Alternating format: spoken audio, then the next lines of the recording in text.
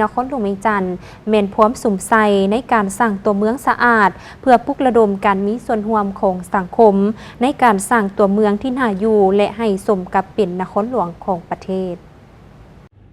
ปัจจุบันโครงการคุ้มครองและบริการตัวเมืองเวียงจันทน์พร้อมลงเผยแพร่ข้อตกลงว่าด้วยการสร้างนครหลวงเวียงจันทน์สะอาดหรือสะอาดอยู่เมืองต่างๆซึ่งเป็นเวียกงานหนึ่งที่สำคัญ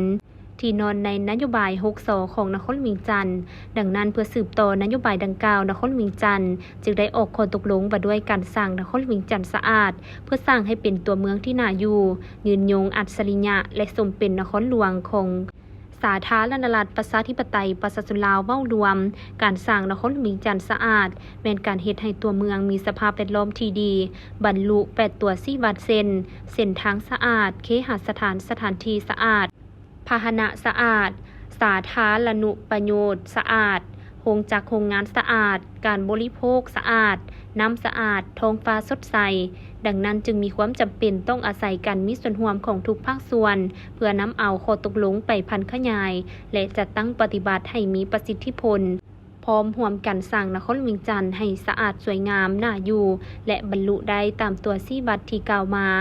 และจะได้เผยแพร่ให้พนักงานองค์การปกครองบ้านได้รับรู้และเข้าใจต่อนิติกรรมเวียงจันทน์สะอาดเพื่อเป็นบอนอิงให้แก่การจัดตั้งปฏิบัติเวียกงานสะอาดอยู่ท้องถิ่นให้มีประสิทธิภาพประสิทธิผลและได้รับผลสำเร็จตามระดับคาดหมายสำหรับข้อตกลงว่าด้วยการสร้างนครหลวงเวียงจันทน์สะอาดมี8 หมวด27 มาตรา